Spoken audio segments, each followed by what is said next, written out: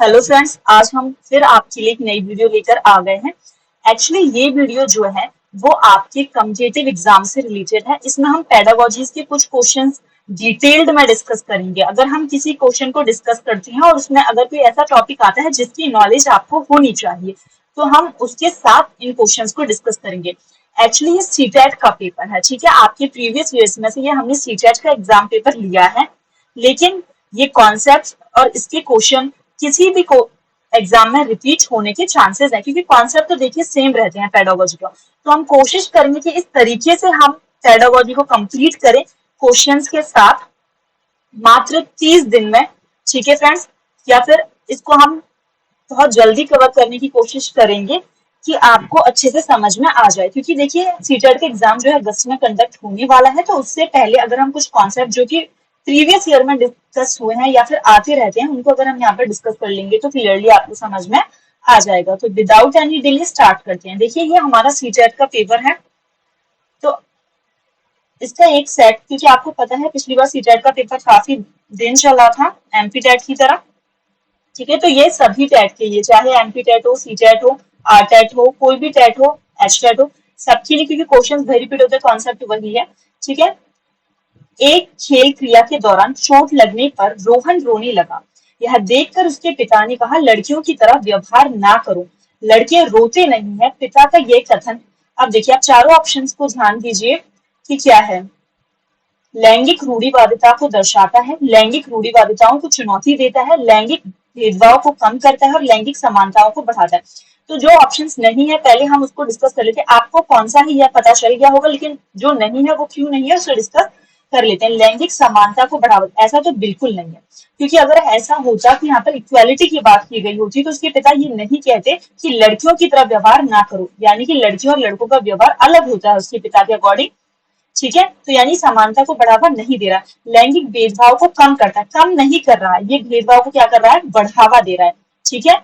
लैंगिक रूढ़िवादिताओं को चुनौती देता है। चुनौती देने का फ्रेंड्स मतलब ये है कि अगर आपके सामने कुछ ऐसी चीजें हो जाती हैं जो कि स्टीरियोटाइपिक है, तो आप कह सकते हैं कि ये गलत है, ये नहीं करना चाहिए, इस रूल के अकॉर्डिंग गलत है, तब वो होता चुनौती देना, इसे रोकने का काम करना। लेकिन ये भी नहीं था, तो क्योंकि उसके पिताजी जो थे लैंगिक रूढ़िवादिताओं को दर्शा रहे थे कि उनके अंदर जो थिंकिंग है वो रूढ़िवादिता की थिंकिंग है, क्योंकि उन्होंने कहा कि यहाँ पर इक्वालिटी की बात नहीं थी, यहाँ पर डिस्क्रिमिनेशन की बात थी कि लड़के और लड़कियों का बिहेव जो होता है वो डिफरेंट होता है, ठीक है फ्रेंड्स। एक प्रगतिशील कक्षा में, ठीक है, प्रगतिशील कक्षा का मतलब होता है प्रोग्रेसिव क्लासरूम, ठीक है, कोई ऐसी क्लासरूम जो प्रोग्रेस की तरफ बढ़ रही हो। अध्यापक को अटल पाठ्यक्रम का पालन करना चाहिए, विद्यार्थी में प्रतिस्पर्धा पर बल देना चाहिए, ज्ञान की संरचना के लिए प्रचुर मौके प्रदान करने चाहिए, विद्यार्थियों को उनके अकादमिक अंकों के आधार पर नामांकित करना चाहिए। देखिए फ्रेंड्स, अध्यापक को अटल पाठ्यक्रम का पालन करना, क्या ऐसा है कि अगर आपने कोई पाठ्यक्रम बना लिया, सिलेबस बना लिया, ठीक है, आपने कोई करिकुलम बना लिया, तो आप उसको फिक्स्ड तरीके से उसी को आप फॉलो करते जा रहे हैं, ठीक है, हर क्लास में सेम प्रोसेस आप फॉलो कर रहे हैं, आपने फिक्स्ड कोई बना लिया कि इसी पैटर्न में पढ़ाना, तो उसी पैटर्न में पढ़ाई जा रहे हैं कि आपको सिर्फ सवाल पूछने, आंसर्स लिखवाने, दैट्स इट।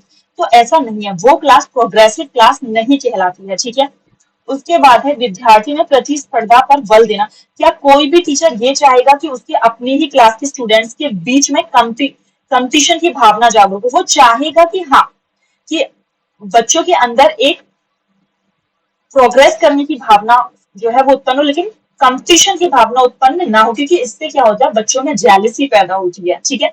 तो कभी भी प्रतिस्पर्धा वर्ड अगर आता है तो वहां आप उसे बिल्कुल नकार दें, ठीक है। सीटेट हमेशा फोकस करती है कि एक पॉजिटिव जो है आपको एटीट्यूड दे सके, जिसे लगे कि हाँ। अब देखिए, ज्ञान की संरचना के लिए प्रचुर मौके प्रदान, ये बेस्ट आंसर है। क्यों है ये बेस्ट आंसर फ्रेंड्स? इसलिए है क्योंकि कोई भी प्रोग्रेसिव क्लासरूम में हम बच्चों को जितने हो सके मौके देने का प्रयास करते हैं, ठीक है। अगर आपका प्रगतिशील या प्रोग्रेसिव क्लासरूम से कुछ भी आता है तो वो क्लासरूम ही प्रोग्रेसिव या प्रगतिशील कही जाती है, जिसमें आपको भरपूर मौके मिले, ठीक है।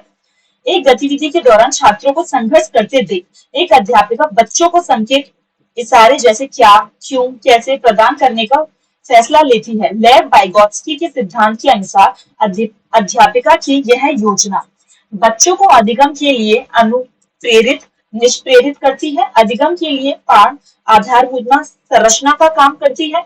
छात्रों में प्रत्याहार निकास प्रवृत्ति पैदा करती है, या फिर अधिगम की प्रक्रिया में अर्थहीन होगी। ठीक है, देखिए फ्रेंड्स, पहली बात मैंने आपको बोल दिया, आपको नेगेटिव एस्पेक्ट, नेगेटिव एटीट्यूड बिल्कुल नकार देना। सबसे पहले आपको वो ऑप्शन गलत कर देना है सी टेट में जिसमें नेगेटिव एटीट्यूड हो।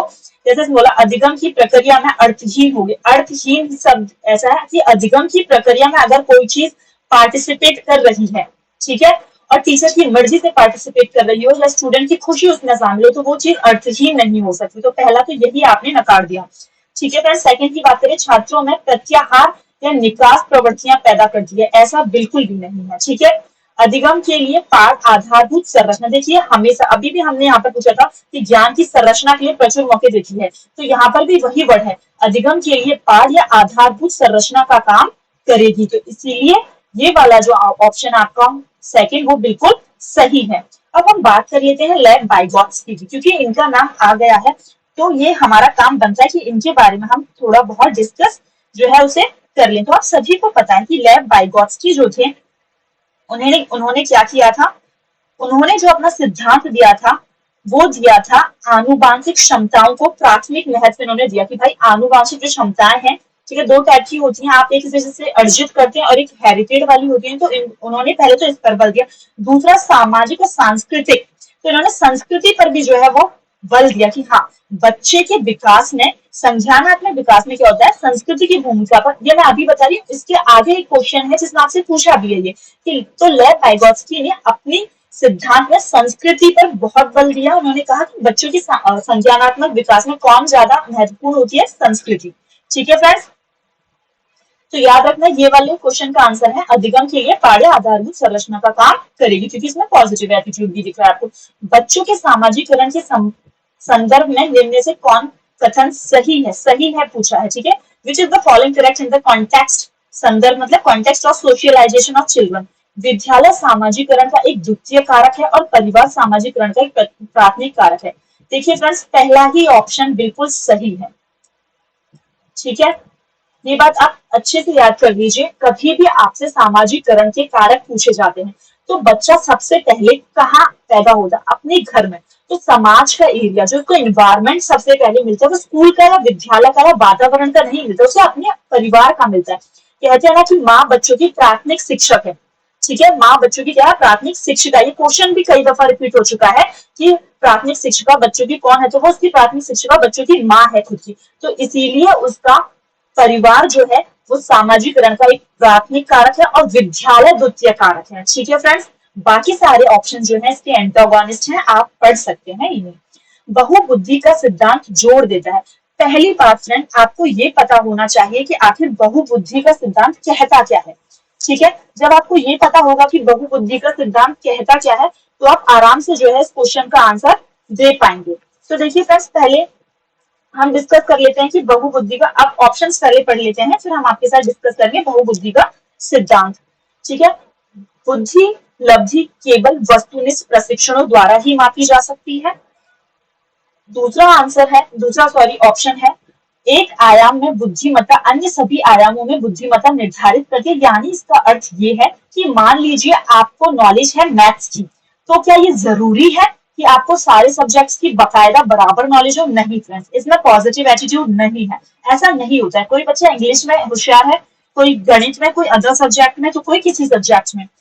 बुद्धिमत्ता की विभिन्न दशाएं हैं, यानी कि आपका जो ब्रेन है, आपका कंसेप्शनल जो पावर है, आपकी इंटेलेक्चुअल जो पावर है, उसकी विभिन्न दशाएं हैं। यानी कि आप, ऐसा नहीं है कि अगर आपको डांस आता है या सिंगिंग आती है तो आप पढ़ाई में अच्छे नहीं है। ठीक है, ऐसा नहीं होता। तो याद रखिए, बहुबुद्धि का मतलब ही यही है कि आपके कंसेप्शनल पावर की, आपकी इंटेलेक्चुअल पावर की डिफरेंट डायरेक्शंस होती है। ठीक है, बुद्धि लब्धि केवल वस्तुनिष्ठ परीक्षणों द्वारा ही मापी जा सकती है, ऐसा बिल्कुल भी नहीं है। वस्तुनिष्ठ नहीं, सब्जेक्टिव परीक्षण भी जो होते हैं, ओनली ऑब्जेक्टिव ही नहीं, उनके द्वारा भी ये जो है नापी जा सकती है। ठीक है, बुद्धिमत्ता में कोई व्यक्तिगत विभिन्नताएं नहीं होती है। ठीक है, तो ये भी नहीं है। ठीक है, ये कोई पॉजिटिव एस्पेक्ट नहीं है। तो फिफ्थ का जो आंसर हो जाएगा वो हो जाएगा आपका थर्ड, की इसकी विभिन्न दशाएं होती हैं। ठीक है फ्रेंड्स, इसका आंसर क्या है? थर्ड। अब हम डिस्कस कर लेते हैं कि बहुबुद्धि का सिद्धांत आखिर कहता क्या है। तो देखिए फ्रेंड्स, बहुबुद्धि का जो सिद्धांत है वो डिस्क्राइब करता है, पहली बात तो हम देख लेते हैं कि इसको प्रतिपादन किसने किया था। तो फ्रेंड्स, इसका प्रतिपादन जो था वो किया था हार्वर्ड गार्डनर ने। आप याद रखना, बहुबुद्धि का जो सिद्धांत है वो हार्वर्ड गार्डनर ने प्रतिपादित किया था। उन्होंने एक्चुअली बताया कि 7 प्रकार की बुद्धि होती है, लेकिन फाइनली क्या हुआ कि 2000 में उन्होंने बताया कि टोटल 9 प्रकार की बुद्धि होती है। ठीक है, मैं बहुबुद्धि का बता रही, याद रखिए किसने प्रतिपादन किया?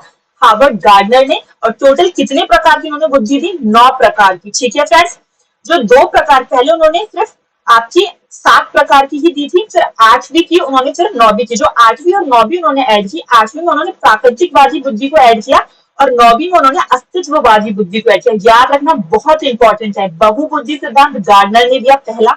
कितना था, उनके कितने कारक थे? तो 9 कारक थे। तो उन्होंने 8वां कारक क्या ऐड किया?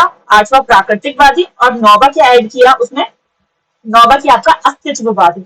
ठीक है फ्रेंड्स, तो मैं एक साथ आपको बोल देती हूँ और जब डिटेल में पढ़ाएंगे तब पढ़ लेंगे। पहला जो उन्होंने दिया वो शाब्दिक या भाषाई बुद्धि के बारे में दिया। ठीक है, यानी शब्द का ज्ञान हो जिनको, जैसे कवि, वकील, लेखक, ये सारे क्या होते हैं? इनको शब्दों का ज्ञान होता है। जैसे वकील आपने देखा वकालत करता है, अपनी शब्दों से करता है।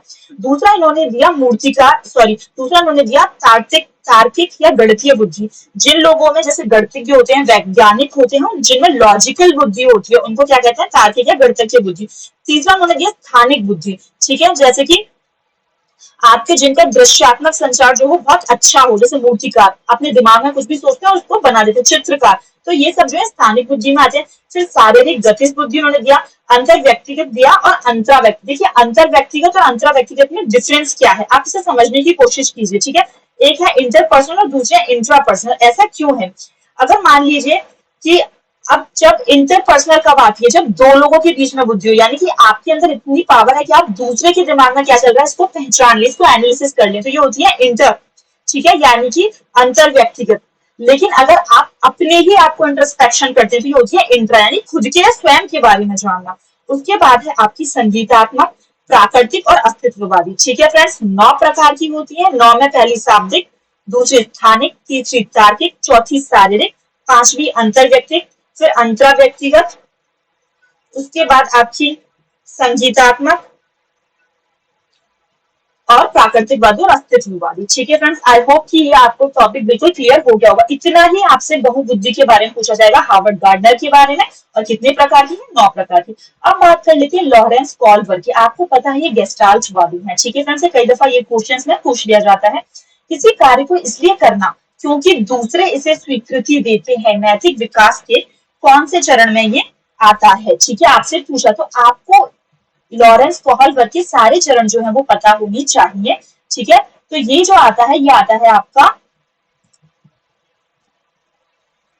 ठीक है, लॉरेंस कॉल्बर के बारे में यहाँ पर बात हो रही है, तो ये आता है आपका प्रथागत। ठीक है, जो प्रथा चली आ रही है, किसी ने कुछ कहा, आपने उसे मान लिया, स्वीकृति दे दी, क्योंकि दूसरे इसे स्वीकृति देते हैं इसलिए आपने इसे मान लिया है। ठीक है, तो आपकी नैतिक विकास के कौन से चरण में है? ये प्रथागत चरण में है। ठीक है फ्रेंड्स, तो लॉरेंस कॉल्बर का भी हम कंप्लीट डिस्कस कर लेंगे आगे। देखिए, अब फिर से लेव वाइगोत्स्की का आ गया। मैंने लेव वाइगोत्स्की का पहले भी डिफाइन किया था, तो जो लेव वाइगोत्स्की का सामाजिक सांस्कृतिक, उन्होंने यही नियम दिया। अपना क्या दिया? तो सामाजिक सांस्कृतिक बुद्धि के मतलब सामाजिक संस्कृति के बारे में उन्होंने दिया अपना। उसको बोला परिपेक्ष अधिगम प्रक्रिया में डैश के, अब भी मैंने आपको बताया था कि उन्होंने 2 चीजों पर महत्व दिया। पहला आनुवांशिक चीज पर, दूसरा सांस्कृतिक उपकरणों पर। ठीक है, ये आप अभी मैंने ऊपर वाले क्वेश्चन में बताया था आपको। तो इसका आंसर क्या हो जाएगा फ्रेंड्स? 7 को हो जाएगा आपका फर्स्ट, सांस्कृतिक उपकरणों पर। मैं आपको साथ साथ इसलिए डिस्कस कर रही हूँ क्योंकि आपको ये जो है आपको दोबारा नहीं पढ़ने पड़े इनके सिद्धांत। अब बात आती है जिन प्याजे अपने संज्ञानात्मक विकास के सिद्धांत में संज्ञानात्मक संरचनाओं के रूप में वर्णित करते हैं।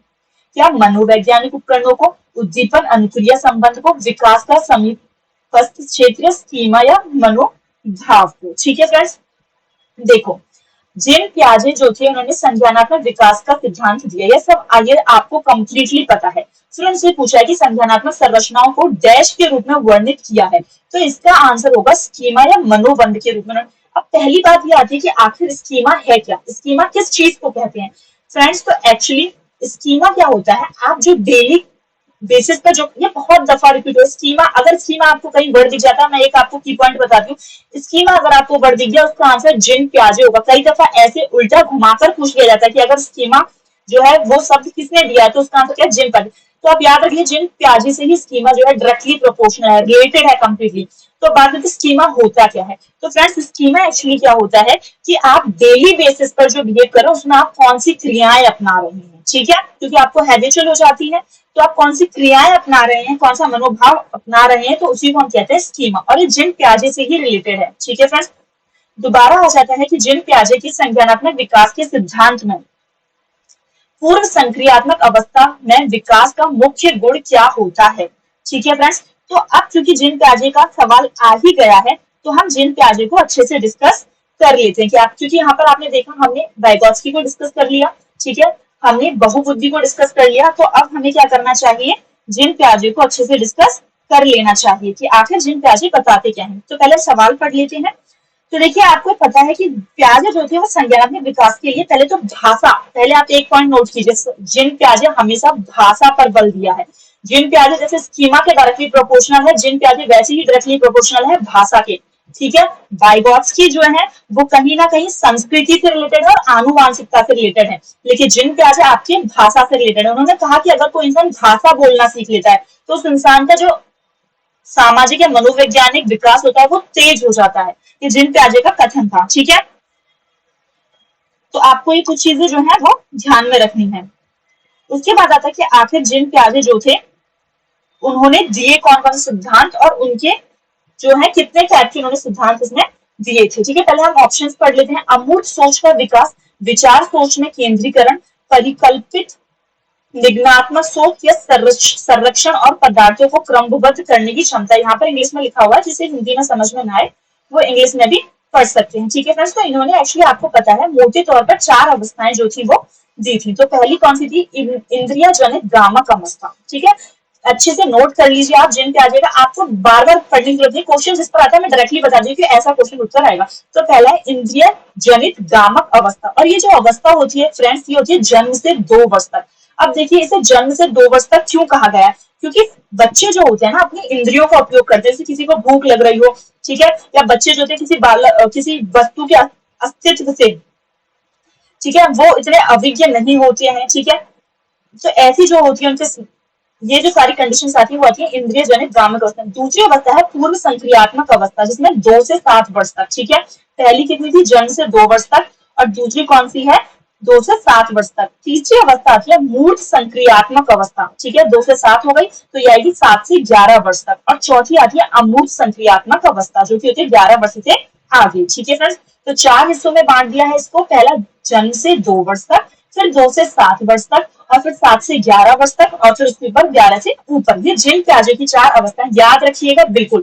जिन प्याजे की 2 की पॉइंट है, पहला भाषा, दूसरा आपका स्कीमा, और 4 इसकी अवस्थाएं थी, जिनमें पहला है आपका इंद्रिय जनित भ्रामक अवस्था, दूसरा पूर्व संक्रियात्मक अवस्था, तीसरा मूर्त संक्रियात्मक अवस्था, और चौथा अमूर्त संक्रियात्मक अवस्था, ठीक है फ्रेंड्स।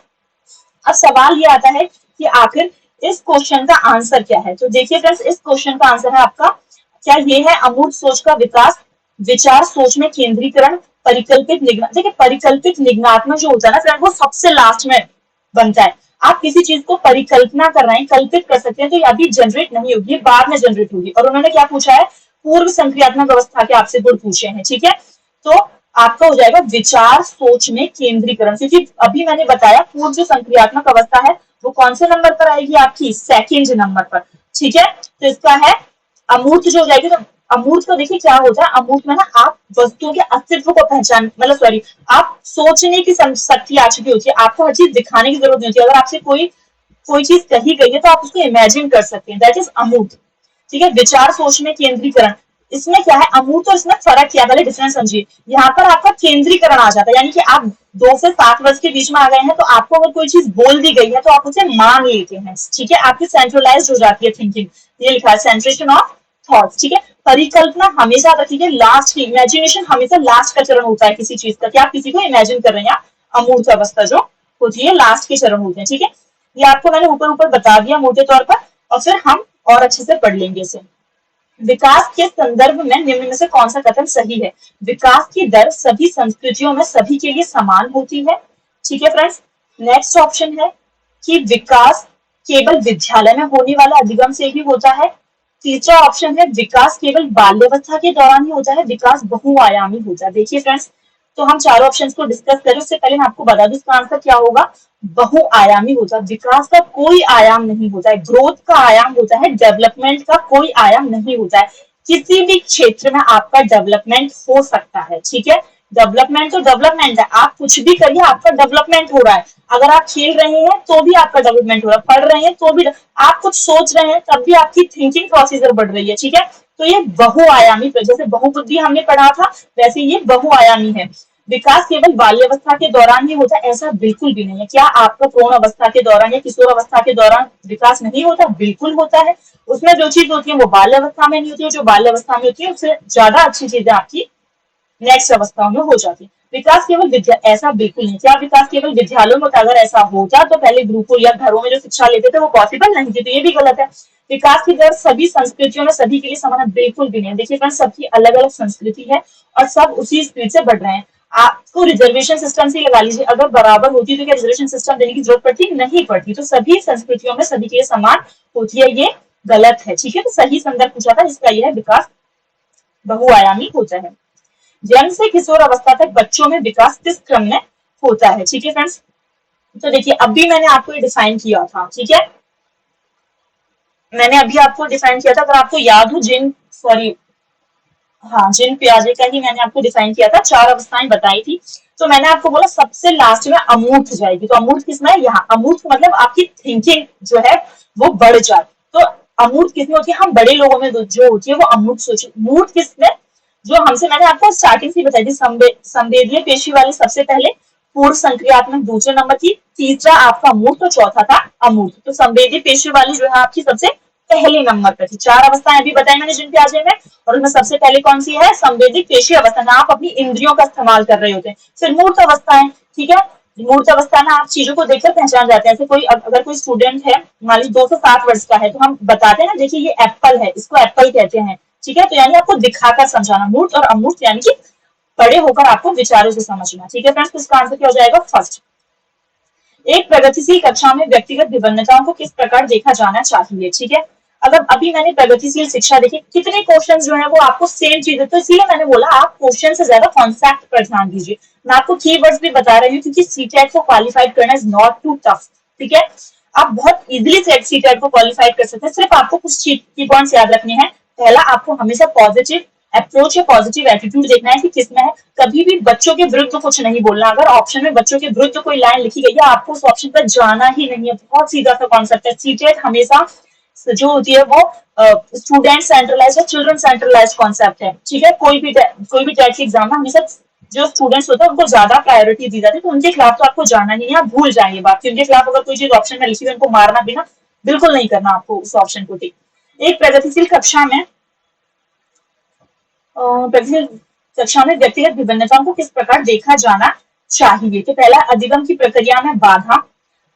ऐसा तो बिल्कुल नहीं है। अगर प्रोग्रेसिव क्लासरूम में अगर मान लीजिए ऐसे स्टूडेंट्स बैठे हुए हैं जिनकी डिफरेंट डिफरेंट क्वालिटीज हैं, डिफरेंट डिफरेंट अपनी चीजें हैं, तो उसी को व्यक्तिगत विभिन्नताएं कहते हैं। तो क्या ये बाधा है? बिल्कुल भी बाधा नहीं है फ्रेंड्स, कभी भी। आपको एक और की पॉइंट बताती हूँ, अगर आपको ये क्वेश्चन आ जाता है कि इंडिविजुअल डिफरेंस आपके लिए कैसा वर्क करते हैं, तो हमेशा याद रखिएगा ये एक बहुत ही महत्वपूर्ण चीज है। कभी भी इसको नेगेटिव वे में मत लीजिएगा। अगर कहीं भी किसी भी टेट में आपके लिए क्वेश्चन आ जाता है कि व्यक्तिगत विभिन्नताओं को आप किस तरीके से देखते हैं, तो फ्रेंड्स कभी भी गलती से ये मत बना दीजिएगा कि टीचर्स के लिए प्रॉब्लम क्रिएट करेगा, स्टूडेंट्स के लिए। आपको पॉजिटिव अप्रोच ढूंढना है इसमें। तो आपको ढूंढना है कि नहीं, ये बहुत अच्छा कॉन्सेप्ट है और इससे जो है और ज्यादा अच्छी क्लास हो सकती है, टीचर को हेल्प मिल सकती है। इनफैक्ट आप ये भी बोल सकते हैं।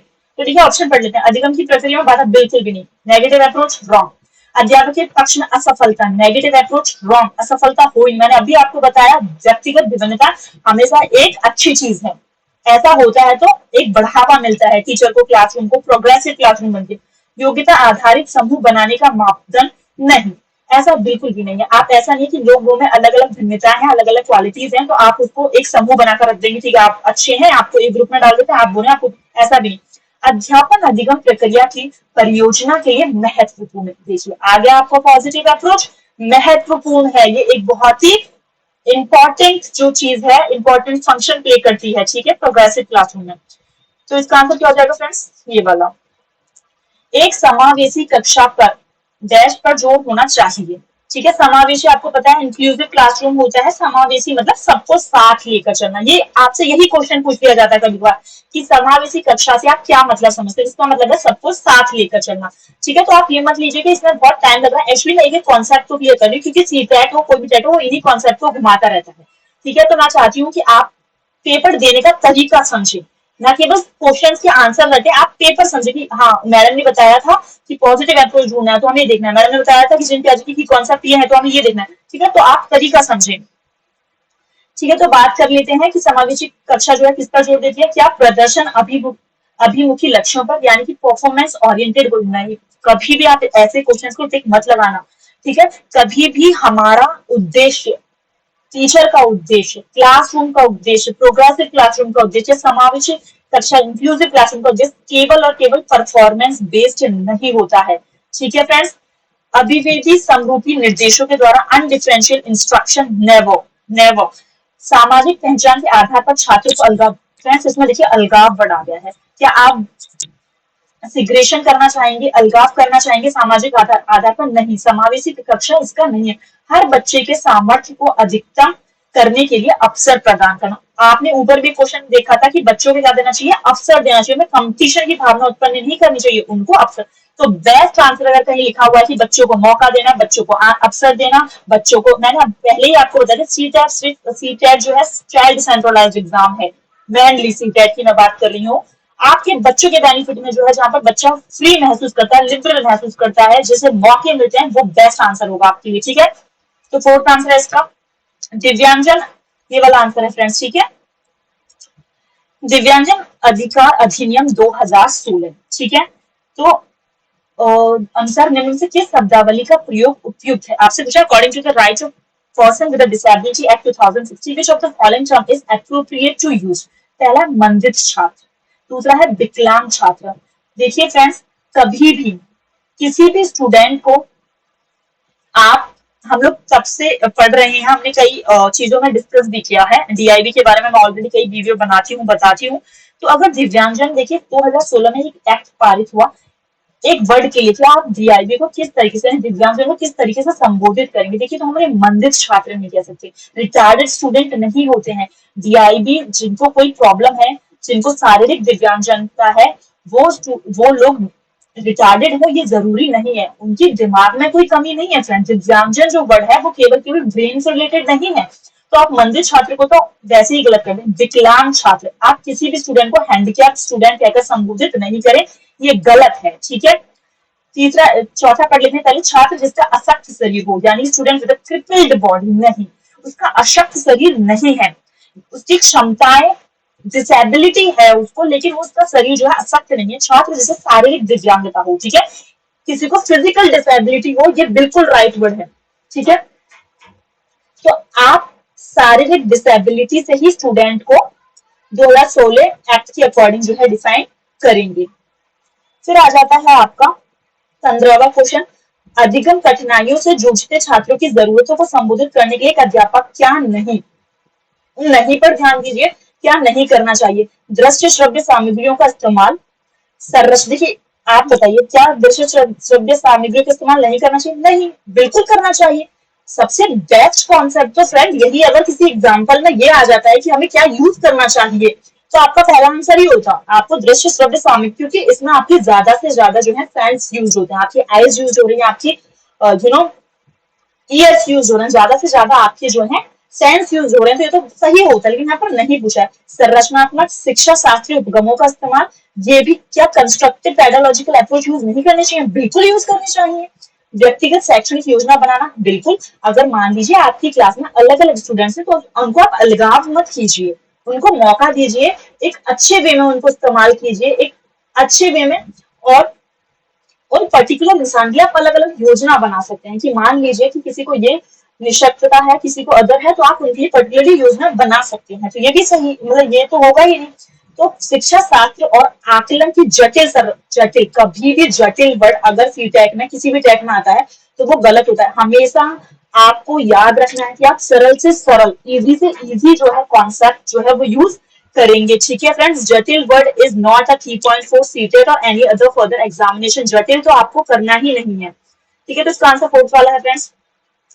सृजनात्मक की पहचान का प्रमुख लक्षण है। ठीक है, अब आपने सृजनात्मक की पहचान के बहुत सारे लक्षण जो है फ्रेंड्स पढ़े होंगे। ठीक है, तो आप सभी ने पढ़ा होगा। देखिए, जो क्वेश्चन सृजनात्मक से ऊपर सबसे ज्यादा आता है पहले मैं उसे आपको बता देती हूँ। ठीक है, 16 क्वेश्चन हम कर रहे थे। तो देखिए, पहचान प्रमुख लक्षण क्या है? कम परिज्ञानता या बोधगम्यता, अति सक्रियता या असक्रियता। ठीक है, यहाँ पर डाइवर्जेंट थिंकिंग, हाइपर एक्टिविटी, इनएक्टिवनेस या फिर लो कम्प्रिहेंशन। बिल्कुल भी नहीं। देखिए, अपसारी चिंतन और अभिसारी चिंतन। ठीक है, आपको दो टाइप के चिंतन पढ़ाए जाते हैं, एक होता है अपसारी और एक होता है अभिसारी चिंतन। तो सृजनात्मक जितने भी कैंडिडेट्स या बच्चे होते हैं वो अपसारी चिंतन करते हैं। ठीक है, और भी मैं उनकी क्वालिटीज आपको बता देती हूँ। जैसे कि सृजनात्मक जितने भी बच्चे होते हैं वो सारे कल्पना कर सकते हैं, हमेशा एक्टिव पाए जाएंगे आपको किसी भी काम में। ठीक है, उनकी जो सोचने की क्षमता होगी वो बहुत तेज होगी, चिंतन वो अपसारी करेंगे। ठीक है, तो ये आपको कुछ कुछ कॉन्सेप्ट जो है वो किसके बारे में पता होनी चाहिए, आपको सृजनात्मकता के जो कैंडिडेट्स हैं उनके बारे में आपको ये बात पता होनी चाहिए। ओके फ्रेंड्स, तो इसका आंसर हो जाएगा अपसरी। बिल्कुल बहुत बार रिपीट हुआ है सभी टेट में, इसको अच्छे से रख लीजिए कि सृजनात्मकता जो है डायरेक्टली अपसारी चिंतन से रिलेटेड है। अपसारी प्रमुख लक्षण है ये। ठीक है, डाइवर्जेंट और कन्वर्जेंट थिंकिंग दो टाइप की होती है, आपने पढ़ा होगा। विविध पृष्ठभूमियों के आधारित अधिगमकर्ताओं को संबोधित करने के लिए एक अध्यापक को, तो मान लीजिए to the order address learner from the diverse background, अलग अलग बैकग्राउंड से बहुत सारे जो कैंडिडेट्स हैं वो आए हुए हैं। तो आप अब ये बताइए कि पहले, ठीक है फ्रेंड्स, तो पहले मैं वो डिस्कस कहाँ, तो मैं शायद आपसे कौन सा क्वेश्चन डिस्कस कर रही थी, ये वाला। तो पहले मैं आपको बता देती हूँ कि अपसारी थिंकिंग और अभिसारी थिंकिंग में डिफरेंस क्या होता है। कि फ्रेंड, अपसारी थिंकिंग क्या होती है? डाइवर्जेंट थिंकिंग होती है। और अभिसारी क्या होती है? वो कन्वर्जेंट थिंकिंग होती है। जब बच्चों को बहुत अलग अलग मौके दिए जाएं, अलग अलग टॉपिक या दिशाओं में सोचने का, तो वो क्या है? अपसारी थिंकिंग कहलाती है। ठीक है, यानी कि आपको अलग अलग विकल्प दे दिए जाए, आपके दिमाग में अलग अलग विचार आए। भाई वही स्टूडेंट तो सृजनात्मक होगा ना जिसके दिमाग में बहुत अलग अलग विचार आते, उत्पन्न होते और अलग अलग क्रियाएं कर सके। अगर यही थिंकिंग आपकी क्या होती, अभिसारी होती, तो आप पर्टिकुलर एक ही डायरेक्शन में सोचते। ठीक है फ्रेंड्स, तो सृजनात्मक बच्चा एक ही डायरेक्शन में नहीं सोचता है, वो हर पहलू को देखता है, हर चीज को नॉलेज रखता है, तो इसलिए अपसारी है। और अगर वो एक ही पहलू एक ही दिशा में सोचता तो वो अभिसारी होता। ठीक है, विविध पृष्ठभूमियों के अधिगमकर्ताओं को संबोधित करने हेतु एक अध्यापक को विविधता संबंधी मुद्दे पर बातचीत टालनी चाहिए। नेगेटिव अप्रोच है, टालनी तो बिल्कुल नहीं चाहिए। विविध विन्यासों से उदाहरण लेनी चाहिए। सभी के लिए मानवीकृत आंकलनों का इस्तेमाल करना चाहिए। ऐसे कथनों का इस्तेमाल करना चाहिए जो नकारात्मक रूढ़िवादिता धारणाओं, बिल्कुल भी नहीं। क्या आप इस नेगेटिव अप्रोच को अपनाएंगे, नकारात्मक रूढ़िवादिता धारणाओं को मजबूत करें? नहीं नहीं, बिल्कुल भी नहीं। कैंसिल, कैंसिल, टालनी चाहिए नहीं। अब बचते हैं आपके पास दो ऑप्शन, कि आपके पास दो ऑप्शन बचते हैं कि या तो आप विविध विन्यासों यानी कि draw examples from the diverse setting, use standardize assignment for all. देखिए, कभी भी स्टैंडर्डाइज जहां वर्ड आ जाए ना, दैट इज अ की पॉइंट। स्टैंडर्डाइज वर्ड किसी भी क्वेश्चन में आ जाए कि आपको एक मानकीकृत या फिक्स्ड कोई भी चीज है, फिक्स्ड वर्ड या स्टैंडर्डाइज चीज, कोई भी चीज, कोई वर्ड आ जाए, तो आपको जो है वो टिक नहीं लगाना है फ्रेंड्स। ठीक है, कभी भी आप स्टैंड, क्योंकि देखिए यहाँ पर विभिन्न अलग अलग पृष्ठभूमि के बच्चे हैं और आप सिर्फ एक ही चीज को फॉलो कर रहे हैं कि आपको किसी प्रिंसिपल ने बोल दिया कि आपको खड़े होकर ही पढ़ाना है और इंग्लिश में पढ़ाना है। अब आपने देखा कि आपके पास बच्चे ऐसे आ गए हैं जिसमें कुछ हिंदी मीडियम के, कुछ लोकल लैंग्वेज के, कुछ इंग्लिश मीडियम, आप पढ़ाए इंग्लिश में क्योंकि आपको वो स्कूल का स्टैंडर्डाइज असेसमेंट है। नहीं, बिल्कुल भी नहीं। असेस करना, आप किसी भी स्टैंडर्डाइज असेसमेंट से बच्चों को असेस नहीं करेंगे कि हाँ आपने एक ही पर्टिकुलर लगा ली कि जो बच्चा इंग्लिश में बोल रहा है वो अच्छा है, टिक कर दो, बाकी सारे जो है वो बैड स्टूडेंट है उनको रॉन्ग कर दो अपनी कॉपी में। नहीं, बिल्कुल भी। वो आपको क्या करना है, विविध विन्यासों से उदाहरण लेने चाहिए। ठीक है, अलग अलग लोगों से एक एग्जाम्पल सेट करना चाहिए। ठीक है, तो इसका आंसर क्या हो जाएगा फ्रेंड? 17। समस्या समाधान क्षमताओं को किस प्रकार सुसाध्य किया जा सकता है? ठीक है, तो ये आपका क्वेश्चन है और इसमें हम जानते हैं कि आखिर इसका आंसर जो है वो क्या हो सकता है। लगातार अभ्यास और कार्यान्वयन पर जोर देकर, समस्याओं के हल हेतु अटल प्रक्रिया के इस्तेमाल को बढ़ावा देकर, समरूपों के इस्तेमाल को बढ़ावा देकर, विद्यार्थियों में डर की भावना पैदा करकर। ठीक है, focusing on drill and practice. देखो फ्रेंड, ड्रिल और प्रैक्टिस कभी भी मत लगाना, इसका मतलब होता है रटना। ठीक है, आपने अगर इंग्लिश पढ़ा होगा, इंग्लिश की पेडागोजी पढ़ी होगी, तो ड्रिल एंड प्रैक्टिस मेथड भी दिया गया है। ड्रिल प्रैक्टिस मेथड को आप कभी भी मत लगाना, ये कभी भी फैसिलिटेट के तौर पर वर्क नहीं करती प्रॉब्लम सॉल्विंग। आप ऐसा तो नहीं आपके आपने कोई प्रॉब्लम आ गई, आपने रट रखा है कोई आंसर कि हाँ यही कॉन्सेप्ट यूज करना, नहीं बिल्कुल नहीं।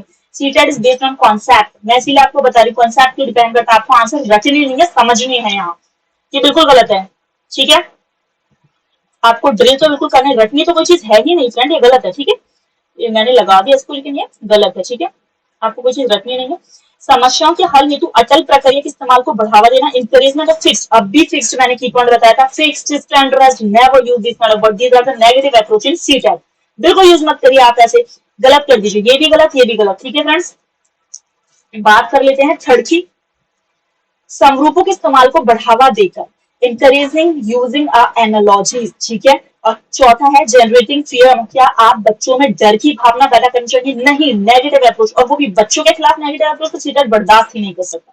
गलत गलत गलत। तो आंसर क्या निकला आपका? तो फ्रेंड्स आंसर निकलता है आपका थर्ड। क्यों है थर्ड, इसको भी मैं डिस्क्राइब कर देती हूँ। ठीक है, समरूपों के इस्तेमाल को बढ़ावा देकर, यानी कि आपको क्या करना है, समझ क्षमताओं को किस प्रकार सुशाद्य किया जा सकता है, यानी कि आपको ये देखना है कि भाई इससे रिलेटेड आपने पहले कौन सी समस्या सॉल्व की थी। रिलेटेड, रटनी नहीं किसका सोल्यूशन ये था तो इसका सोल्यूशन ये होगा। रिलेटेड, मान लीजिए आप कहीं जाते हैं और आपने बिल्कुल कुछ ऐसा एक्शन किया जिससे आप इस मुसीबत से निकल गए और आपके सामने बिल्कुल सेम परिस्थिति खड़ी हो गई, तो आप थोड़ा बहुत उससे रिलेटेड कोई एक्शन यूज करके वहां से निकल सकते हैं। ठीक है फ्रेंड्स, अधिगम की अभिप्रेरणा को किस प्रकार कायम रखा जा सकता है? अधिगम की अभिप्रेरणा को, अधिगम यानी motivation to learn can be sustained by, यानी बिल्कुल बरकरार रखा जा सकता है उसकी अभिप्रेरणा को। ठीक है, तो देख लेते हैं हम इसका कौन सा आंसर होना चाहिए, पहले हम डिस्कस कर लेते हैं। बच्चे को दंड देकर नेगेटिव अप्रोच, गलत कर दीजिए। बच्चों को बहुत आसान क्रियाकलाप देकर, बहुत आसान, जब भी कोई चीज बहुत गलत, बहुत आसान हो जाती है तो वो चीज गलत हो जाती है। ठीक है, अगर सिर्फ इतना होता कि बच्चों को आसान क्रियाकलाप देकर सही होता, सरल चीज अपनाकर सही होता आंसर, लेकिन अधिकता आगे जोड़ती बहुत आसान। आपका बच्चा 5th क्लास का, 1st क्लास की एनालॉजी सॉल्व करवा रहे हैं तो गलत हो जाएगा, तो यानी बहुत आसान नहीं होगा इसका आंसर। ठीक है, यंत्रवत याद करने पर जोर देना, अब भी मैंने बताया था ड्रिल प्रैक्टिस मेथड कंप्लीटली गलत है, बिल्कुल ध्यान मत दीजिए। कीवर्ड इसको याद रखिए, कभी भी आपको rote method, drill method, practice method अपनाना ही नहीं है। वेरी इजी, इजी होता तो चलता, लेकिन वेरी इजी गलत। पनिशिंग द चिल्ड्रन, दंड करना, बिल्कुल। Focus on mastery oriented goals, प्रवीणता, अभी मैं क्या बता रही थी, हाँ, प्रवीणता अभिमुखी लक्ष्यों पर जोर देना। ठीक है, तो अधिगम को आप अभिप्रेरणा कैसे कर सकते हैं? देखिए, अगर मान लीजिए आप किसी को दक्ष बनाते हैं किसी चीज में, आप उनके ऊपर ध्यान देते हैं तो वो चीज क्या हो जाती है, सही हो जाती है, बच्चों को अभिप्रेरणा मिलती है। अब बात आता है 20 शर्मिंदगी। देखिए शर्मिंदगी, शेम वर्ड को डिफाइन करने के लिए आपको दे दिया है, सिर्फ इतना ही वर्ड लिखा है। देखिए कैसा क्वेश्चन है ये, और इसमें आपको डिफाइन करने के लिए दे दिया है। क्या संज्ञान से कोई संबंध नहीं है? बिल्कुल है। संज्ञान से रिलेशन ऑफ कॉग्निशन, क्या संज्ञान से इसका संबंध ही नहीं है? है, कैसे है मैं अभी आपको बताऊंगी। क्या संज्ञान पर नकारात्मक प्रभाव पड़ सकता है? उसके बाद है, बच्चों को अधिगम हेतु अभिप्रेरित करने के लिए बहुत प्रभावशाली है, ये भाव को अध्यापन अधिगम प्रक्रिया में बारंबार पैदा करने से। देखिए आप शेम वर्ड को कैसे डिफाइन करेंगे, क्या इसका संज्ञान से कोई संबंध नहीं है? बिल्कुल संबंध है इसका संज्ञान से, क्योंकि देखिए कोई भी चीज आपको जो फील हो रही है, चाहे वो गिल्ट हो या अप्रेज हो, आपका उससे रिलेटेड पड़ता है बिल्कुल मानव सामाजिक आपके दिमाग से, इसका संबंध डायरेक्टली है। अगर कोई शर्मिंदगी आपको फील हो रही है तो उसका आपके ऊपर नकारात्मक प्रभाव पड़ेगा, पॉजिटिव नहीं पड़ेगा। किसी ने किसी को शेम फील कराया तो उससे आप उसको रात भर सोचते रहेंगे। बच्चे के साथ भी ये होता है, अगर टीचर बच्चे को डांटते टाइम ये कह दे कि तुम्हें कुछ नहीं आता, तुम कुछ कर ही नहीं सकते, किसी काबिल नहीं, तो फ्रेंड्स इसका जो होता है बच्चों पर नकारात्मक संज्ञान प्रभाव पड़ता है, तो आप ऐसा ना करें। क्या इसका संबंध नहीं है? बिल्कुल है। नेगेटिव और positive that is a different concept, लेकिन संबंध तो है फ्रेंड्स। बच्चों को अधिगम हेतु अभिप्रेरित करने के लिए बहुत प्रभावशाली नहीं। क्या आप किसी बच्चे को शेम कर उसके सबके सामने डांट कर, उसको नीचा दिखाकर आपको लगता है कि ये प्रभावशाली क्रिया है, तो बिल्कुल भी नहीं है, नेगेटिव अप्रोच है। ये भाव को अध्यापन अधिगम प्रक्रिया में बारंबार पैदा करना चाहिए, और आपको लगता है कि किसी बच्चे को किसी भी चीज को शेम फील कराकर आपको ये चीज जो है फ्रीक्वेंटली यूज करनी चाहिए ताकि आपको बहुत अच्छा प्रभाव मिले, नहीं। तो ये क्या है कि इसका नकारात्मक प्रभाव जो है बच्चों पर पड़ सकता है। निम्न में से अध्यापन अधिगम का सबसे प्रभावशाली माध्यम कौन सा है? ठीक है, तो कौन सा ऐसा माध्यम है जो सबसे प्रभावशाली है? तो पहला, विषय वस्तु को यंत्रवत याद रखना। रोट फिर से गलत, की पॉइंट है, रोट तो आपको गलत ही करना है। स्टैंडर्डाइज्ड वर्ड, फिक्स्ड वर्ड आपको गलत करना है, रोट आपको गलत करना है, हो ही नहीं सकता ना। वेरी इजी, वेरी हार्ड गलत करना है आपको, सिर्फ इजी राइट करना है, ठीक है। संकल्पनाओं के बीच संबंध खोजना, अभी मैंने आपको बताया था, अभी एक ऊपर क्वेश्चन गया कि आपकी समरूपता जो वाला क्वेश्चन था कि आपको रिलेशन मेकिंग करना है, कि कोई कंडीशन ऐसी है जहां आप दो चीजों को रिलेट कर सकते हैं, तो आपका वही क्वेश्चन का आंसर बेस्ट होता है। ये आपको की पॉइंट मिल गया, ठीक है। रोट इज अ की पॉइंट, की गलत है, रोट करवाना ही ये बच्चों को, लेकिन रिलेशन या संबंध बनाना दो चीजों में, अपनी कल्पनाओं में, दो संकल्पनाओं में, ठीक है, रिलेशनशिप बनाना, कॉन्सेप्ट में relation banana is a best option always, ठीक है। बिना विश्लेषण के अवलोकन करना नहीं, आपने विश्लेषण किया नहीं, ऑब्जर्व किया नहीं, एनालिसिस पहले कर लिया। अगर मान लीजिए मैं आपको कुछ भी लाकर दे रही हूँ, मैंने इसको ऑब्जर्व नहीं किया, एनालिसिस करके, ऐसा नहीं होता। अनुकरण, नकल को दोहराना, बिल्कुल गलत। क्या आप किसी को दोहराकर कोई चीज, इमिटेशन एंड रिपीटेशन, इमिटेशन मतलब होता है अनुकरण करना, जैसे मैं कुछ कर रही थी, ये क्वेश्चन बहुत दफा आ जाता है। अनुकरण किसका आपसे पूछा जाता है कि अनुकरण जो है किसके अंदर आता है, तो जिन प्याजे ने इसका कॉन्सेप्ट भी डिफाइन किया था। अनुकरण, संतुलनीकरण, ये सारे जिन प्याजे के कॉन्सेप्ट है, याद रखना फ्रेंड्स, ठीक है।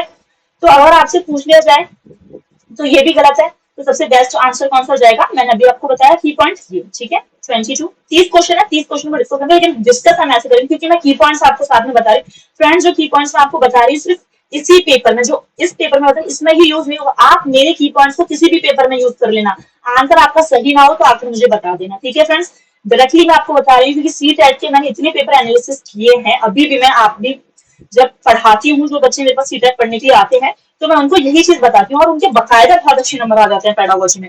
एक अध्यापिका को दिए गए किसी कार्यकलाप में छात्रों की विभिन्न त्रुटियों का विश्लेषण करना चाहिए, क्योंकि अगर मान लीजिए किसी टीचर ने, इस क्वेश्चन का मतलब क्या है, a teacher should analysis the various errors made by the students on a given task, because आपने कोई टास्क किसी स्टूडेंट को दिया है, तो आपको उसके विभिन्न त्रुटियों का है जो है विश्लेषण करना चाहिए। इसका रीजन आपसे पूछा है कि भाई क्यों करना चाहिए आपको विभिन्न त्रुटियों का विश्लेषण। तो देखिए फ्रेंड क्या लिखा है, इसके आधार पर वो दंड, दंड आ गया, अभी मैंने आपको बताया दंड से आगे थे, word never used in CTET, ठीक है।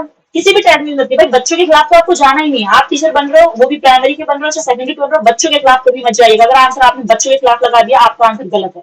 यहाँ बच्चों के खिलाफ जा रहे हैं, दंड तो क्या बच्चों को, नेवर एवर, तो गलत। त्रुटियों की समझ अध्यापन अधिगम प्रक्रिया के लिए अर्थपूर्ण है, ठीक है। जब तक आपको यही नहीं पता चलेगा कि आपके स्टूडेंट किस जगह, किस चीज में मिस्टेक कर रहे हैं, तो आप उन्हें सुधार कर और अच्छे से नहीं पढ़ा पाएंगे, ठीक है। तो फीडबैक अच्छा नहीं होगा तो इसका मतलब है आपकी अधिगम प्रक्रिया में कोई ना कोई त्रुटि रही है। तो अगर आप त्रुटियों को समझ लेंगे तो आपकी अध्यापन प्रक्रिया जो है वो अर्थपूर्ण हो जाएगी। इसके आधार पर वो ज्यादा त्रुटियां करने वाले छात्रों को दूसरे छात्रों से अलग करते नहीं, ऑलरेडी इट्स अ की पॉइंट। कभी भी दो लोगों को आपको अलगाव नहीं करना, कभी भी समूह में डिवाइड नहीं करना है, ये प्रोग्रेसिव क्लासरूम के लिए बैड इफेक्ट क्रिएट करते हैं, तो आंसर थर्ड भी नहीं होगा। अधिगम केवल त्रुटियों के शोधन पर निर्भर करता है, नहीं। केवल वर्ड यूज हुआ है, मैंने बोला था कि कोई ऐसा वर्ड, वेरी, केवल, ओनली, ऐसा वर्ड आए तो बिल्कुल गलत है, याद रखना। तो इसका आंसर हो जाएगा फ्रेंड्स सेकंड, ठीक है, यानी इसका आंसर हो जाएगा, ठीक है। 6-7 क्वेश्चन और रह गए हैं, 30 क्वेश्चन है। मैं कोशिश कर रहा हूँ आपको अच्छे से डिफाइन कर सकूं, ठीक है, क्योंकि आपका सीटेट के एग्जाम बहुत करीब है और ये जो कॉन्सेप्ट किसी भी टाइप में इस्तेमाल हो जाएंगे। बच्चों को सीखने में कठिनाई होती है जब, अब बच्चों को सीखने में कठिनाई क्यों होती है? सूचना अलग अलग टुकड़ों में प्रस्तुत की जाए, वह आंतरिक रूप से अभिप्रेरित हो। अगर कोई भी स्टूडेंट अंदर से ही मोटिवेटेड है तो क्या उसको कठिनाई होगी? नहीं होगी। अगर आप मोटिवेटेड हैं कि अगर आपको सीटेट क्वालिफाइड करना है या कोई भी यूपीटेट एनपीटेट कोई भी क्वालिफाइड करना है, तो क्या आपको अंदर से मोटिवेट नहीं होना चाहिए? बिल्कुल होना चाहिए, तभी आप क्वालिफाइड करेंगे। तो ये तो आंसर देखिए बिल्कुल इससे मिल गया। क्या कठिनाई है? नहीं, बिल्कुल कठिनाई है। तो फ्रेंड्स ये तो अच्छी चीज है। अधिगम सामाजिक संदर्भ में हो, ठीक है, ये वो क्या ये कठिनाई है? नहीं, बिल्कुल नहीं है। अगर आपको सोशल या कॉन्टेक्चुअलाइज कोई चीज मिल रही है तो वो तो बिल्कुल अच्छी बात है। हमें तो हर चीज सोशली जोड़कर ही चलनी चाहिए, सामाजिक संस्कृति से जोड़कर ही हमें हर चीज जो है आगे बढ़ानी चाहिए। ठीक है, आपने पढ़ा भी होगा, आपने एक थ्योरी पढ़ा होगा जिसमें आपको पूछा भी जाता है कि आखिर ऐसे कौन से जो है जिन्होंने आपको सामाजिक सांस्कृतिक विकास जो है दिया है। मनो एरिक्सन ने मनोसामाजिक दिया है, वाइगोत्स्की ने सामाजिक सांस्कृतिक दिया है। आप सभी को संस्कृति से या समाज से जोड़ना तो अच्छी बात है। चौथा, विषय वस्तु को बहुरूपों में प्रस्तुत किया गया है।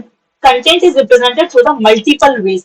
ठीक है, तो information present in disconnected chunk. तो आपके लिए कौन सी कठिनाई हो सकती है ये, क्यों? क्योंकि इसमें रिलेशन नहीं है। अभी मैंने आपको बताया कि चीजों में रिलेशन होना चाहिए।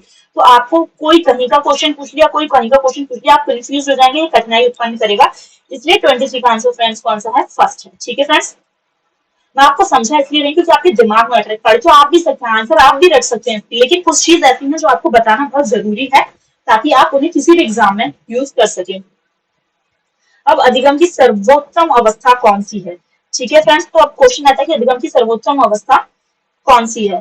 तो देखिए, उच्च उत्तेजना, उच्च नहीं, अभी हमने पढ़ा था क्या कहते हैं सृजनात्मक चिल्ड्रंस के बारे में, उसमें बोलता है हाइपर एक्टिवनेस। हाइपर कोई चीज की अधिकता होना, बिल्कुल गलत है, नहीं बिल्कुल गलत। उच्च उच्च बोला है, हाइपर गलत। निम्न उत्तेजना बिल्कुल ही कम होना, नहीं गलत।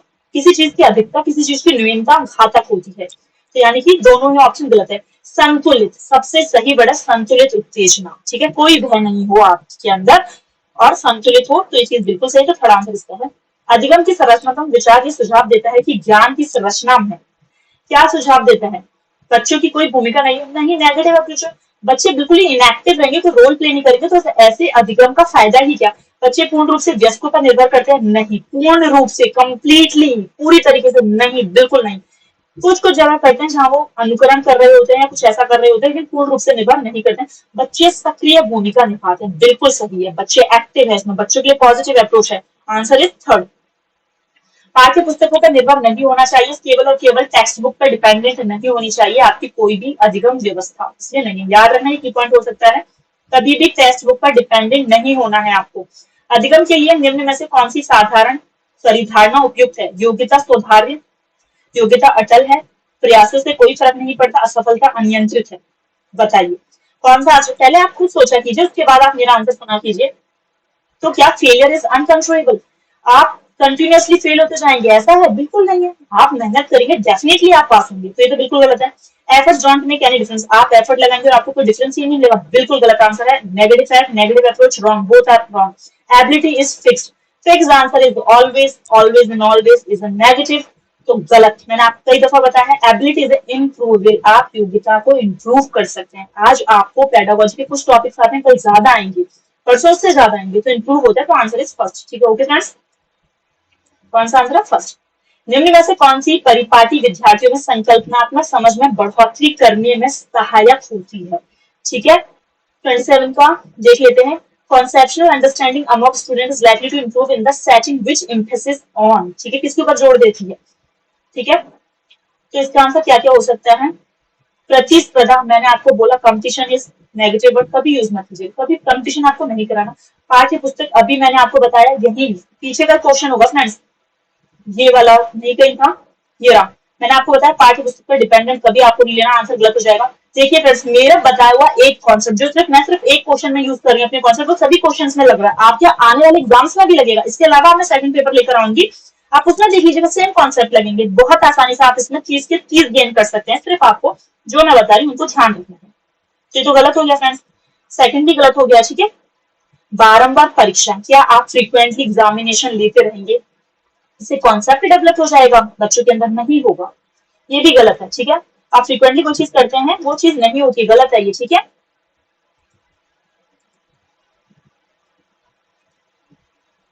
उसके बाद है फोर्थ जो ऑप्शन है, वो है आपका अन्वेषण और संवाद, इंक्वायरी एंड डायलॉग्स। तो आपका आंसर जो है फ्रेंड्स वो ये है, फोर्थ ऑप्शन है। क्यों है आपका फोर्थ ऑप्शन, इसे हम डिफाइन कर लेते हैं अभी बहुत जल्दी से।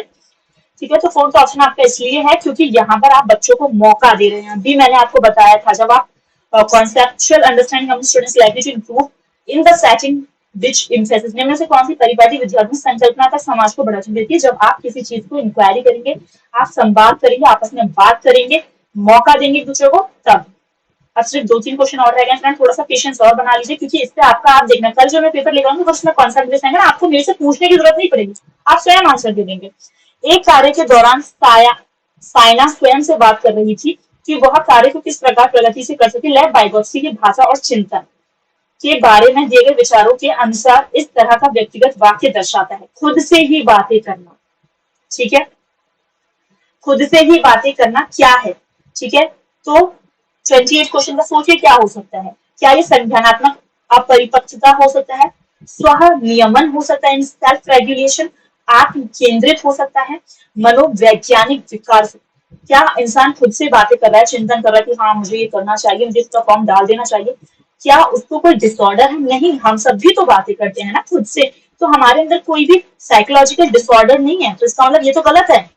आत्म केंद्रता फ्रेंड्स, ईगोसेंट्रिसिज्म का मतलब ये है जब हम खुद के ही इतने बारे में सोचें, हम अलग अलग कॉन्सेप्ट नहीं सोच रहे कि किसका सही होगा कि गलत होगा, नहीं, हम ऐसा कुछ नहीं सोच रहे, खुद के ही बारे में अगर हम सोच रहे हैं तो वो आत्म केंद्रित का स्वनियमन यानी सेल्फ रेगुलेशन करना, कि हम ये चीज करें तो सही होगा, ये चीज करें तो गलत होगा। तो answer is second. Okay friends, मूल्यांकन पद्धतियों का लक्षण होना चाहिए, ठीक है। तो भाई मूल्यांकन आप किस बेसिस पर करते हैं, क्या होना चाहिए उसका बेसिस, ये तो विद्यार्थियों को नामांकित करना नहीं, ये तो बिल्कुल नहीं होगा, ठीक है। लेबलिंग ऑफ स्टूडेंट, आपने लेबल कर दिया भाई स्टूडेंट्स को, आप अच्छे हो, आप बेकार हो, जैसे होता है ना कुछ स्कूल्स में आप सेक्शंस बनाते हैं ABCD, मूल्यांकन कर करके आप ए वाले स्टूडेंट जो होशियार इसमें जाएंगे, बी वाले इसमें जाएंगे, ऐसा नहीं होता, बिल्कुल भी नहीं, ये बच्चों के खिलाफ है, ये हम यूज नहीं करेंगे।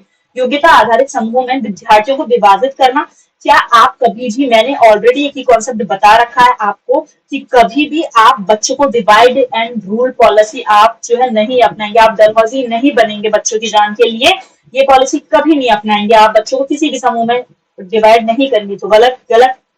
विद्यार्थियों की जरूरतों एवं आवश्यकताओं में बिल्कुल सही, हमेशा आपको चाइल्ड सेंट्रलाइज थिंकिंग रखनी है, सीटेट हो चाहे कोई भी टेट हो, स्पेशली फॉर द सीटेट, ठीक है, किसी भी एग्जाम्स के लिए आपको चाइल्ड सेंट्रलाइज थिंकिंग रखनी है, टीचर सेंट्रलाइज थिंकिंग आपको निकाल देनी है जब आप एग्जाम दे रहे होते हैं, बाद में भी नहीं रखनी चाहिए, आपको खुद की अवधारणा बच्चों के लिए ज्यादा सोचना चाहिए, तो आप विद्यार्थियों की जरूरतों पर ज्यादा फोकस करेंगे। द आंसर इज दिस, तो आंसर ये है आपका फ्रेंड। पुरस्कार वितरण ये सब तो नहीं होगा किसी का भी, देखिए बिल्कुल नहीं हो सकता कि सिर्फ आप किसी को पुरस्कार देने के लिए ऐसा करें, नहीं।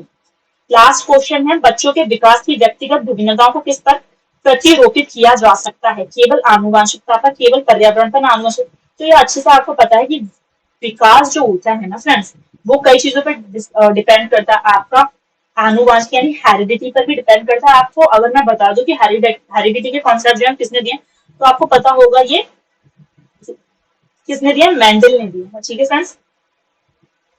तो मेंडल, ग्रिगोर मेंडल ने कॉन्सेप्ट आपको दिया है हेरिडिटी का। पर्यावरण का कॉन्सेप्ट किसने दिया, लेमार्क ने दिया है, ठीक है, याद रखना। तो जो दोनों के ऊपर डिपेंड करती है, आपकी पर्यावरण और आपकी आनुवंशिकता दोनों के ऊपर डिपेंड करती है। फ्रेंड्स, इस क्वेश्चन पेपर में भले ही टाइम ज्यादा लगा हो, लेकिन मैंने इसको डिस्कस इसलिए किया है क्योंकि इसमें जो की कॉन्सेप्ट है आपको बताना जरूरी है।